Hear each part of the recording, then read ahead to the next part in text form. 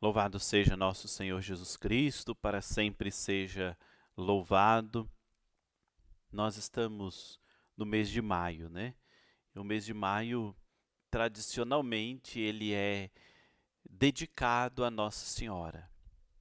Na devoção popular, na espiritualidade popular, as pessoas fazem a coroação, momentos para homenagear e para recordar Maria, a importância, o papel de Maria na vida da igreja e, portanto, na vida de cada um de nós. E aí eu gostaria de dizer algumas coisas, por exemplo, como, né, Maria está presente dentro da liturgia. Isso é um grande perigo que às vezes a gente corre, vê muitas coisas até bonitas acontecerem por aí, porém não são, né, nem um pouquinho aquilo que a igreja ensina para cada um de nós. O fundamento da nossa devoção a Nossa Senhora, gente, está lá no Evangelho, né? O anjo Gabriel foi enviado por Deus a uma jovem chamada Maria, que estava prometida em casamento a um homem chamado José, e por obra do Espírito Santo, Maria, que era virgem, concebeu, deu seu sim a Deus. E após a concepção, o que faz Maria? Vai até a casa de Isabel para ajudá-la, para servi-la.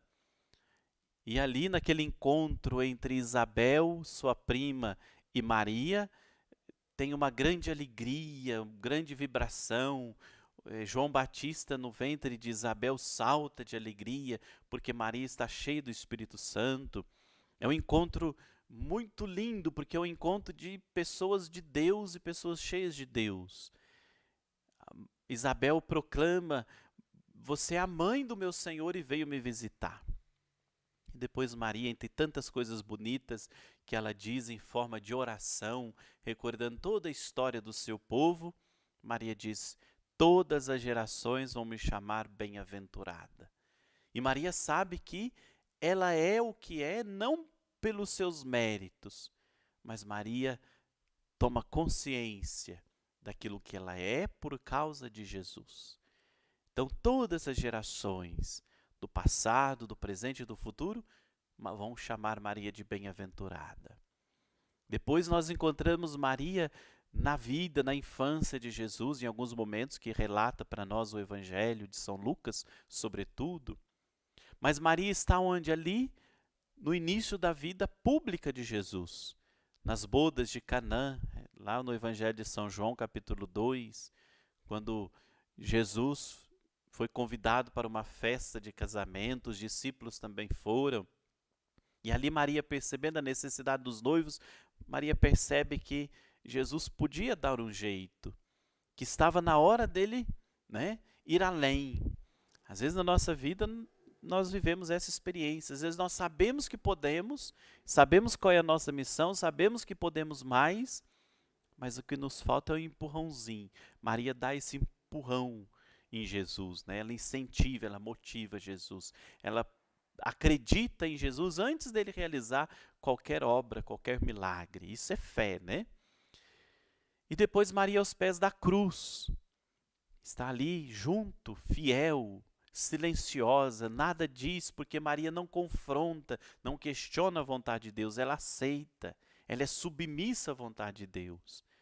E Maria, a última vez que ela é citada na Bíblia, é no livro dos Atos dos Apóstolos, quando ela está junto, reunida com os apóstolos, lá no cenáculo no dia de Pentecostes. Então veja, por que nós temos essa devoção a Nossa Senhora e a igreja assim nos ensina? Porque Maria está no início, no meio da vida ministerial de Jesus, né, na vida pública de Jesus, no outro extremo, no extremo que é a cruz, e no início da história da igreja, da vida da igreja em Pentecostes. E Maria depois vai se construindo uma devoção a Nossa Senhora de modo muito bonito. Nós sabemos que no início do cristianismo, gente, nos primeiros séculos, no primeiro milênio, a celebração da Eucaristia era muito pura, ou seja, era muito original daquilo que Jesus celebrou e pediu que fizéssemos em sua memória. Era mesmo um memorial e não, né, uma celebração cheia de devocionismo e assim vai. Depois vai começando o culto aos mártires, aos santos, e assim a liturgia vai perpassando pela história e vai, né, às vezes até em algum momento se perdeu na celebração daquilo que é de verdade o mistério pascal de Cristo. E hoje nós podemos correr esse risco, né?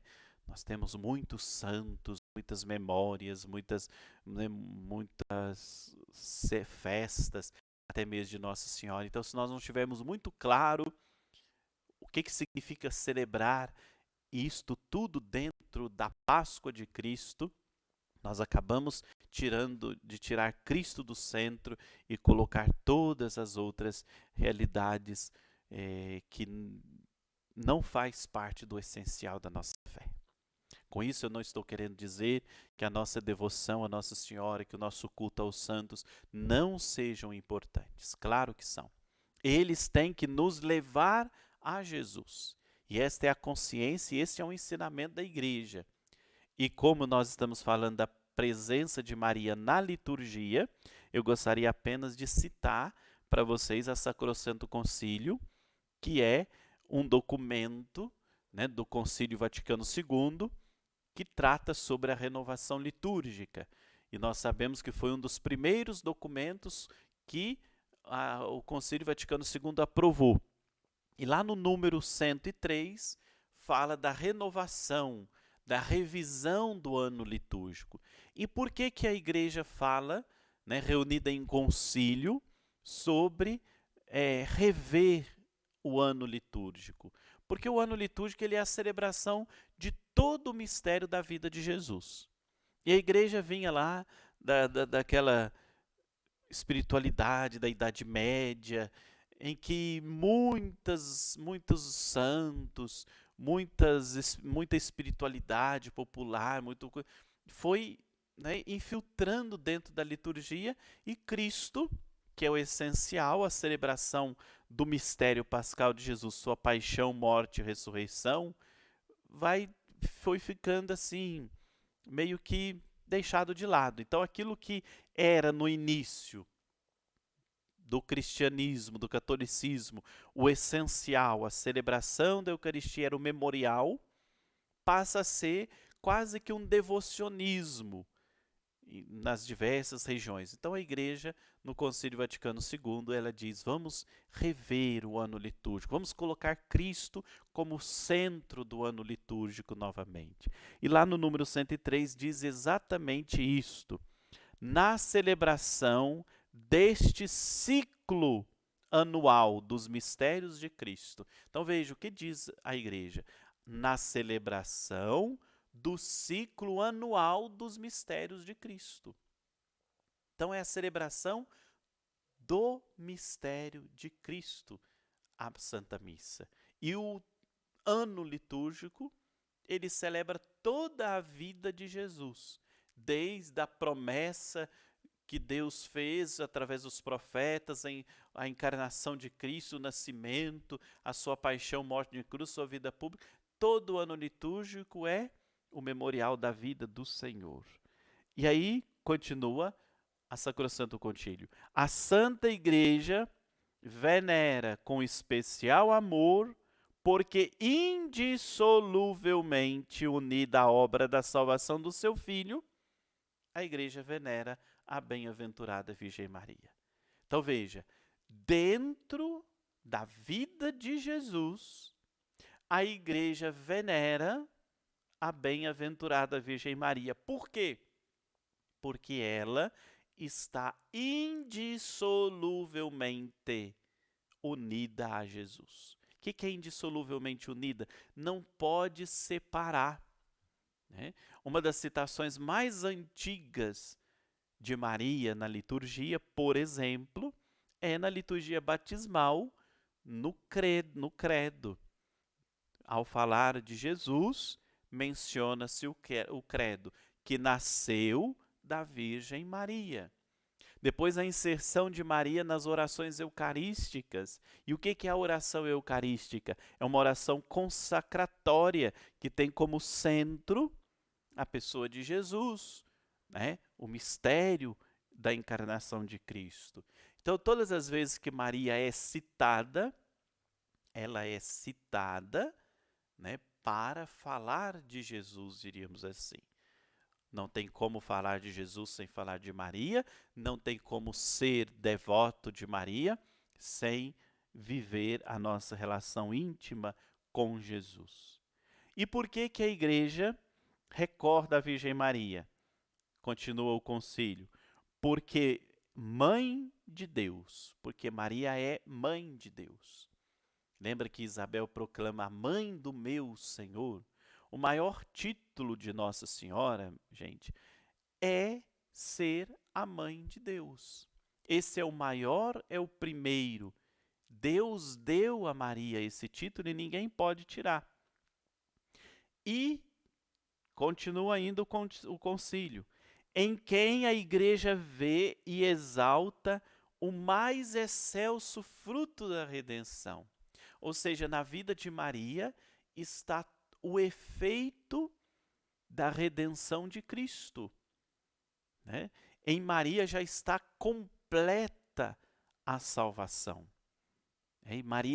E a igreja exalta em Maria os frutos da redenção, como depois também a igreja vai fazer na vida dos santos, dos mártires, de todos os santos que a igreja colocou para nós como exemplo e testemunho de fé, e na minha e na sua vida também de batizados. Os frutos da redenção, eles têm que aparecerem, né? Eles têm que se tornarem evidentes, como se tornou evidente na vida de Nossa Senhora. E aí continua ainda a Sacrosanto Concílio, em quem contempla qual imagem puríssima, o que ela quem a igreja, e toda ela com alegria deseja e espera ser. Ou seja, a igreja e toda a igreja, que somos nós, contemplamos em Maria aquilo que nós desejamos e almejamos ser. Maria é colocada como um modelo para cada um de nós. E foi também um modelo para todos os outros santos. É como se Maria viesse primeiro na frente, a primeira da fila, encorajando muitos outros a fazer o mesmo caminho de discípulo fiel de Jesus. Então nós, como igreja, nós quando celebramos a vida, recordamos a figura de Maria, nós estamos recordando aquilo que ela foi pela sua fidelidade e obediência a Deus e aquilo que nós almejamos, desejamos e queremos ser.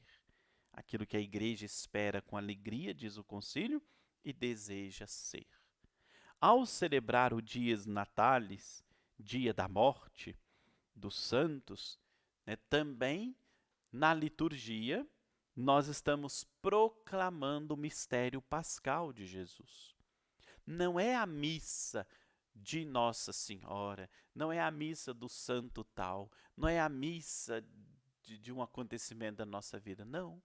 É o mistério pascal de Cristo, a Páscoa de Cristo na Páscoa e na vida de cada um de nós. Porque o seu sacrifício é perene, é eterno, é santo e permanece para sempre. Então, ao celebrar o dia da morte dos santos, a igreja está proclamando o mistério pascal realizado na paixão e glorificação deles em Cristo. Propõe então aos fiéis os seus exemplos que conduzem os homens ao Pai por Cristo e implora pelos os seus mistérios a bênção de Deus. Gente, ninguém chega ao Pai senão por Jesus. E Jesus mesmo falou disso no Evangelho de São João, quando ele diz a Tomé, eu sou o caminho, eu sou a verdade, eu sou a vida.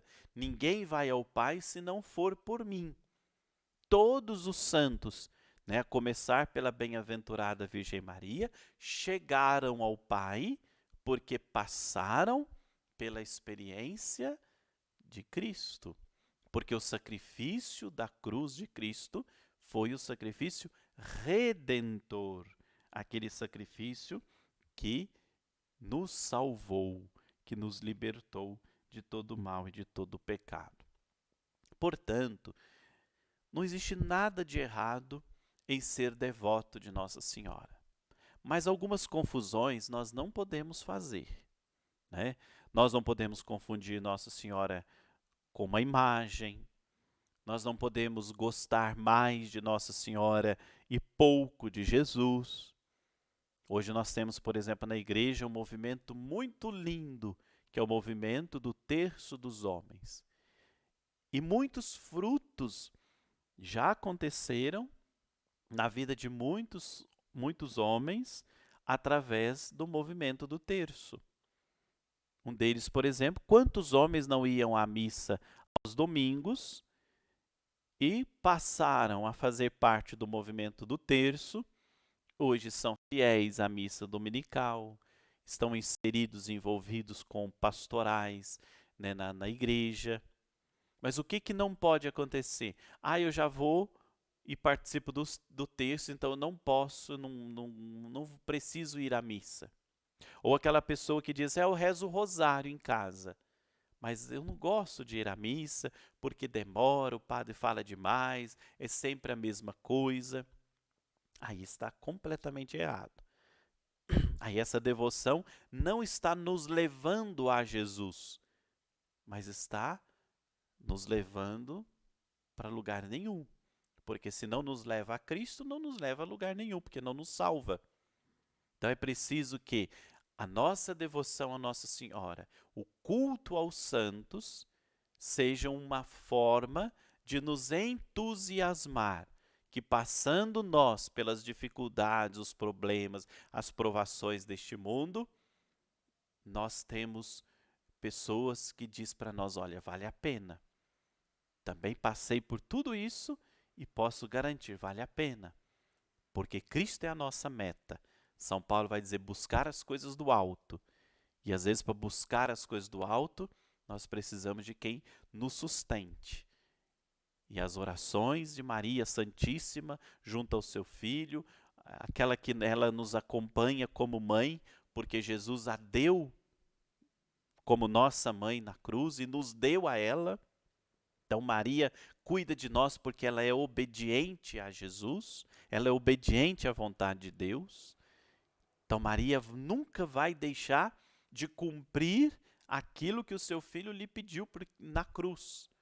No momento de maior sofrimento, eis aí teu filho, ao apontar o discípulo amado, que ali era a representação de toda a igreja. Então Maria jamais nos abandonará, primeiro porque ela é obediente à vontade de Deus, e segundo porque Jesus fez esse pedido a ela no momento de maior sofrimento. Então Maria é sempre fiel, né, na sua maternidade para com cada um de nós, no seu cuidado, no seu amor. E qual que é o desejo maior de uma mãe? É que a vida do filho dê certo. Então Maria não quer outra coisa senão nos ajudar a encontrar a nossa meta, que é a salvação eterna, que é viver uma vida digna, uma vida santa, uma vida unida ao seu filho como ela mesma viveu. Então, a devoção a Nossa Senhora, ela tem as suas raízes na Bíblia, perpassa pela estima que os apóstolos tinham para com Maria, os padres da igreja, as antigas orações vão mencionando Nossa Senhora, uma delas aquela oração tão conhecida sobre a tua proteção, uma oração composta lá no século III. A inserção de Maria, né, na oração eucarística, no cânon romano, a oração primeira e depois em todas as outras.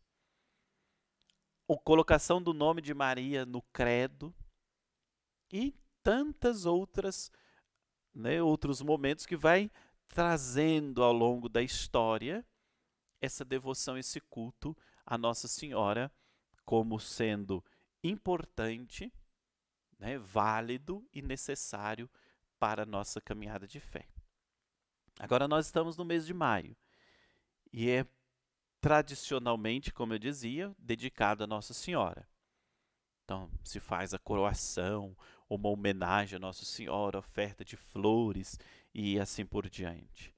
É bom que se faça, mas precisa tomar cuidado para que todas esses gestos, eles não tomem o lugar que é de Cristo na liturgia. Rezar o terço antes da missa começar, meia hora antes, é válido, é importante, vamos fazer isso. Ou no final da celebração da Santa Missa. Mas não podemos, por exemplo, cortar partes da missa.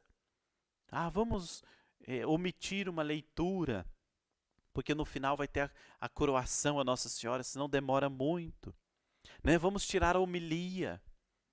Vamos cortar alguma oração, alguma prece, as preces dos fiéis. Vamos cantar, vamos fazer uma oração eucarística mais curtinha, mais rapidamente.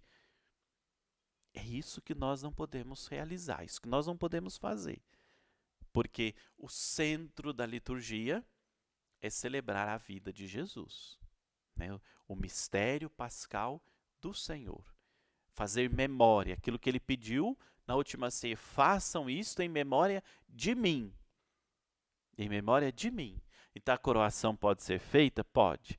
Vamos fazer ao final da Santa Missa, ou em outro momento, somente rezando o terço e fazendo a coroação. Né? Mas não misturar o essencial com aquilo que não é o essencial. Maria já está homenageada, se podemos assim dizer, dentro da liturgia, porque o seu nome é mencionado, unida ao seu filho Jesus. Então, às vezes a nossa devoção é muito bonita, é muito bela, né? É importante que se mantenha, mas às vezes sim nós fazemos no lugar errado e na hora errada. Maria não quer tomar o lugar de Jesus. Ela jamais faria isso. Maria nunca se colocou como centro. Ela sempre nos aponta para Jesus. Nas bodas de Canaã, ela dá um conselho para todo sempre.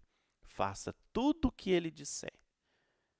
Faça tudo o que ele orientar. Então nós temos que seguir a orientação de Jesus. E para a liturgia, a celebração da Santa Missa, a orientação de Jesus é fazer isso em minha memória. E fazer memória é recordar. Fazer memória é lembrar de novo, para não cair no esquecimento. Né? E quando nós rezamos o terço, que é uma extensão da liturgia da missa na nossa vida, do nosso dia, na nossa semana, é uma continuação daquilo que eu celebro como o principal, né, o ápice da minha vida cristã, o terço e outros momentos e outras orações pessoais. Eu estou sempre me colocando intimamente unido a Cristo, como Maria, os santos estão no céu. Então vamos viver a nossa devoção a Nossa Senhora. Não podemos perder isso. Santo Afonso Maria de Ligório vai dizer: o verdadeiro devoto de Maria, ele não se perde. Vamos recordar que Maria está presente em toda a vida de Jesus, na extremidade e no meio, né? Na encarnação, no início da vida pública, e depois Maria está aos pés da cruz. E depois Maria está como mãe, que é solícita, junto com a igreja reunida no cenáculo. Ou seja, Maria, nós podemos dizer, ela celebra conosco também a Eucaristia, que é um louvor de adoração ao seu Filho Jesus. E a própria Sacrosanto Concílio vai dizer, porque ela foi a primeira a colher na sua vida, a experimentar, né? A fazer bom uso, poderíamos dizer assim, dos frutos da redenção, que nos é dado pelo seu Filho, Jesus Cristo, nosso Senhor. Então vamos cultivar, repita, a nossa devoção a Nossa Senhora, mas uma devoção a Nossa Senhora consciente, né? É importante nós lembrarmos que Maria foi humana, gente como nós, né? Que Maria era uma judia, simples lá de Nazaré, temente a Deus, que vivia, né, a lei mosaica, que conhecia a Torá, que tinha sido ensinada pelos seus pais, Ana e Joaquim, a temerem a Deus, que passou a fome, o frio, a sede, as dificuldades, os sofrimentos que nós passamos. Por isso ela pode ser a nossa mãe e nos acompanhar. E eu gosto de Maria entendida dessa forma. Porque às vezes nós temos uma devoção à Nossa Senhora, mas a Maria pronta, lá no céu, assunta, elevada ao céu de corpo e alma. Não, para Maria chegar ao céu, ela trilhou uma história, um caminho concreto, como todos nós trilhamos. Maria teve que superar muita coisa, Maria teve que viver muitas renúncias, Maria teve que dar muito de si para ter forças para levar adiante aquela promessa que ela havia feito a Deus. Então é esta Maria que nos acompanha nos limites da vida, nos sofrimentos, nas dificuldades, nas provações. Não é alguém pronta que caiu do céu, mas alguém que foi se construindo e se deixando construir pela graça de Deus. Ela mesma diz: todas as maravilhas quem realizou na minha vida foi Deus. Né? Então, não colocar Maria como centro. A ternura, o carinho de Maria, a figura de mãe, é aquilo que mostra para nós o coração de Deus. Deus que é pai, Deus que é mãe, Deus que cuida, Deus que é cheio de ternura, cheio de cuidado, de carinho e de atenção. Né? Lembrar que o culto a Nossa Senhora e a nossa relação, por exemplo, com as imagens de Nossa Senhora ou dos santos também, o cuidado que também nós devemos ter com relação a isso. Nós não podemos transformar a nossa relação, nosso respeito para com a imagem que representa, que faz a gente lembrar daquela pessoa, a coisa mais importante. E às vezes, infelizmente, muitos cristãos católicos erram com relação a isso, né? E aí nós somos acusados pelos nossos irmãos que creem diferente de sermos idólatras. Exatamente porque nós temos às vezes uma relação errada. Colocamos como essencial aquilo que não é o essencial. Então a igreja nunca ensinou uma devoção a Maria que não fosse um caminho, uma possibilidade, um modo de nos levar a Cristo. A igreja é mãe, ela não erra quando ensina. Se nós lemos os documentos oficiais da igreja, o magistério, aquilo que a igreja ensina, né, os documentos dos papas, o próprio Concílio Vaticano II, quando menciona Nossa Senhora, é sempre em relação a Cristo e como aquela que torna para nós modelo, porque em Maria já se realizou aquilo que em mim e em você ainda vai realizar. Porque o desejo, né, o caminho que a igreja faz é para estar com Maria na glória no céu. É para viver a nossa fidelidade à Nossa Senhora. Hoje, por exemplo, se fala muito de consagração à Nossa Senhora. Nós temos o verdadeiro tratado da devoção à Nossa Senhora de São Luís Maria Monfort. E o que é esse tratado? O que São Luís Maria fala sobre a devoção à Nossa Senhora? Não é uma consagração diferente daquilo que nós já fizemos no nosso batismo, né? Mas é com a ajuda, o incentivo de Maria, a oração de Maria, vivemos fiéis a Deus Pai, Filho e Espírito Santo, vivendo aquilo que Jesus viveu e nos ensinou, Amai uns aos outros como eu vos amei. Qual sentido tem você dizer, eu sou consagrado a Nossa Senhora, eu me consagrei a Nossa Senhora lá no dia do meu batismo, depois eu renovei essa consagração a Nossa Senhora, mas vive uma vida longe do ensinamento do Senhor, né? Do amor ao próximo, da caridade, do respeito para com a vida.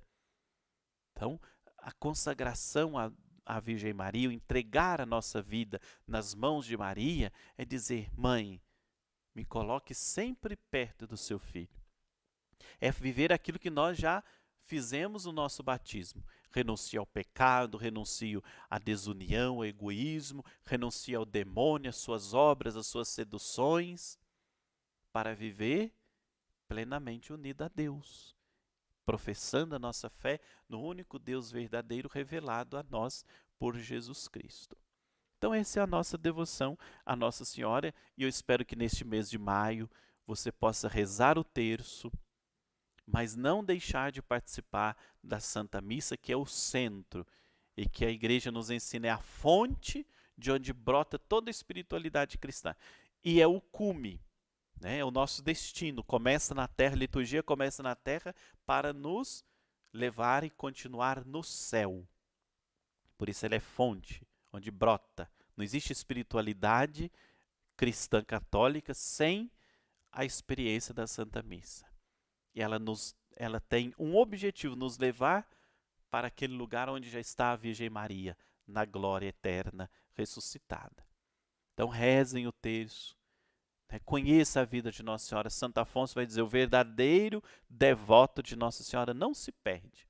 Mas o verdadeiro devoto de Nossa Senhora, aquele que reconhece Maria como mãe, serva, discípula, seguidora de Jesus e que quer imitar. Não aquele que endeusa Maria e que acha que Maria está mais, tem um lugar mais importante que Jesus.